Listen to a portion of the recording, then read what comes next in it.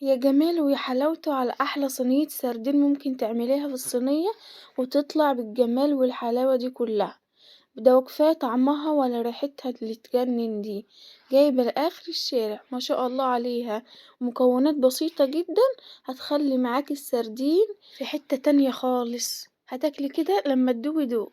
بس من فضلكم قبل ما ابدأ بالطريقة، اللي مشتركش في القناة يشترك علشان نقدر نستمر ويوصلكوا كل جديد من فيديوهاتنا. هنجيب كده كيلو من السردين، طبعا اي نوع سردين عندك، لو عندك صغير كبير اي حاجة متوفر عندك هتجيبيها تغسليه كويس بالليمون وتنضفيه كويس. وتعالوا بقى نعمله تتبيلة جميلة كده. هنجيب الهون بتاعنا وهننزل فيه كده براس توم متقشرة وقرن فلفل حراق، طبعا ده اختياري، انت لو مش عندك حراق ممكن تحطي فلفل رومي. وطبعا معانا هنا كمون وكزبرة وملح، وهندق كده المكونات دي كلها مع بعض لغاية لما تنعم تماما. وما اقولكوش على الريحة دلوقتي كده، ريحة التوابل كده مع الثوم والفلفل جميلة جدا. وهنحط عليها كده ربع كوباية من الزيت وعصير ليمونتين واربع حبات من الطماطم مبشورين، وهننزل بيهم في الهون وهنقلب كده المكونات دي كلها مع بعض. وطبعا لو عندك كبة هيبقى اسهلك بكتير من الهون، بس احنا عاملين كده في الهون علشان الناس اللي ما عندهاش كبة. وهنقلب المكونات دي كلها مع بعض، وهنجيب الصينية اللي احنا هنحط فيها السردين وهندخلها الفرن، وهننزل فيها ببصلاية كده متقطعة شرائح، ومعانا فلفل رومي وفلفل حراق وحبايتين من الطماطم متقطعين كده الى شرائح.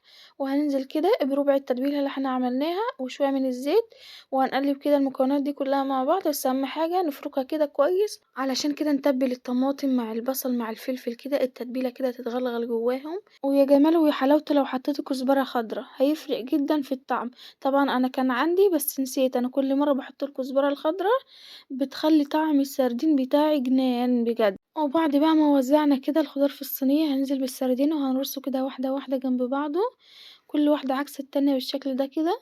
وهننزل عليه بالتتبيلة الجميلة اللي ريحتها تجنن دي، وهنحاول كده نوزعها كده على السردين كله بالشكل ده كده علشان كل واحدة كده توصل لها التتبيلة وتخلي طعمها جنان كده. وطبعا اوعوا تنسوا الكزبرة الخضراء، ده حاجة مهمة جدا جدا بتفرق اوي في الطعم. وطبعا هنجيب كده ليمونة ونقطعها كده الى شرائح. طبعا ما اقولكوش بقى ريحة الليمون ده كده لما يدخل الفرن كده مع السمك بيخلي ريحة السمك بتاع الجنان بجد، حاجة جميلة جدا. وهنحط كده الليمونة هنوزعها كده على الصينية من فوق.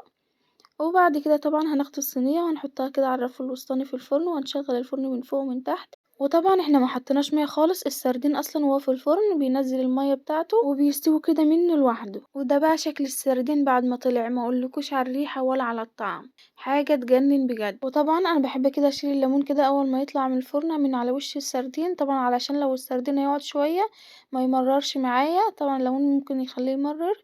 وطبعا ده شكل كده السردين بعد ما طلع من الفرن، ما اقولكوش على الريحه ولا على الطعم، حاجه تجنن بجد.